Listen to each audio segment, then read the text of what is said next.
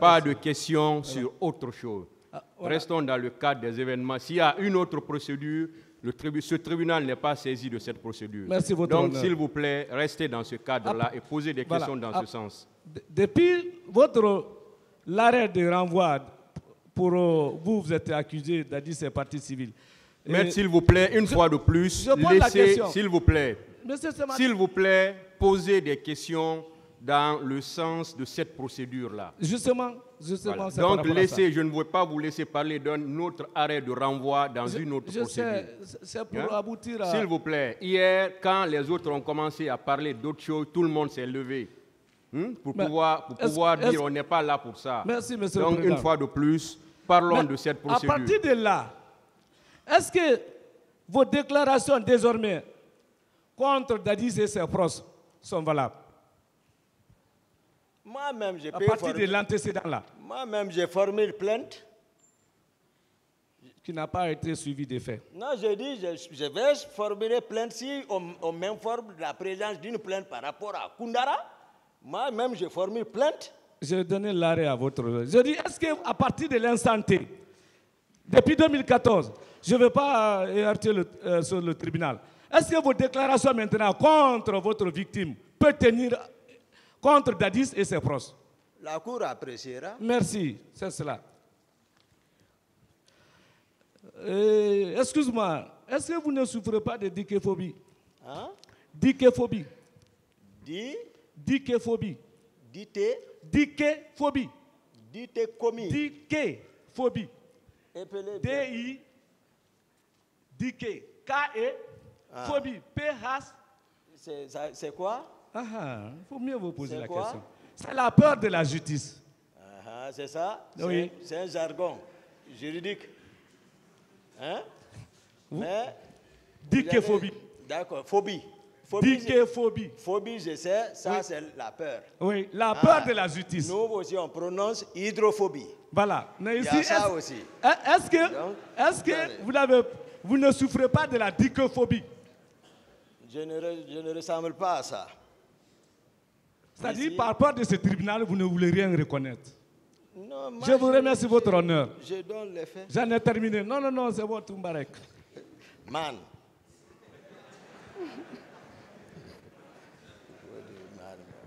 Merci, Monsieur le Président. La défense va toujours continuer. Monsieur Diakité. Oui, maître. Quelle était votre fonction à la présidence, à part les fonctions de garde rapproché? Officiellement, oui. Aide de camp. Aide de camp. Oui. Bien. En cela, quel était le rôle que vous aviez à assurer? La protection physique et du président de la République. On n'a pas entendu, ou je ne sais pas si le tribunal a entendu, mais moi je n'ai pas entendu la réponse. Je disais la protection et la sécurité physique du président de la République. Bien. Le fait de comprendre au tribunal si vous apparteniez au régiment. J'appartiens au régiment. Au régiment. Oui. Vous confirmez avec moi, de toute façon, que en 2009, 2008-2009, il y avait du toy-boy au sein du régiment. Vous confirmez cela? 2000. À la prise du pouvoir, qu'il y avait du toy-boy, en tout cas du désordre, des éléments incontrôlés au sein du régiment. Vous confirmez cela? Non, vous avancez les mots de votre client même. Non, vous avez dit là, lors de vos dépositions. Non. J'ai parlé comment était structurée la présidence. Et j'ai parlé le motif d'arrestation du commandant du régiment et son adjoint. J'ai expliqué ça ici. Le motif d'arrestation de ceci. Monsieur Diakité, je vais vous aider. Toyi-boyi, timilt, c'est des mots que j'ai utilisés pour le stade. D'accord. Je vais vous aider. Vous avez dit, j'ai bien noté, qu'au sein du régiment, personne n'était contrôlé. C'est le terme que vous avez prononcé là. Personne n'était contrôlé. Contrôlé? Oui. Non, non, non. J'ai bien noté. Et c'est que le primitif en fait foi. À la présidence, ce qui a amené le désordre, j'ai dit, c'est la garde parallèle.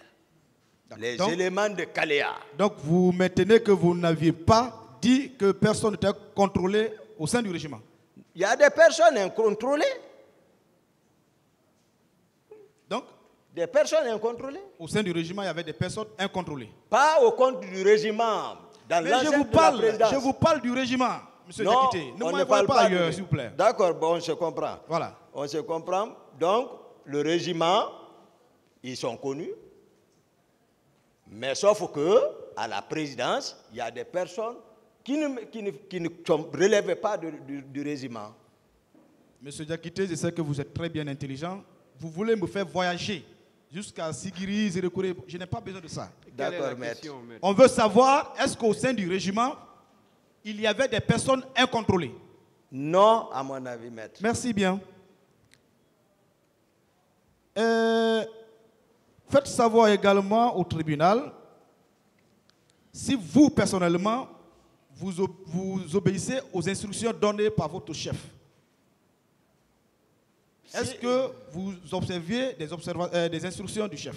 S'il me donne l'instruction, j'obéis. Si ça n'ennuie pas, parce qu'il faut savoir les textes, ils ont revu les textes, où on disait que les ordres donnés aux subordonnés doivent obéir, sans hésitation ni murmure, à tout moment. Mais les autorités ont réfléchi que le subordonné qui en sera chargé de l'exécution doit bien apprécier la portée de l'ordre.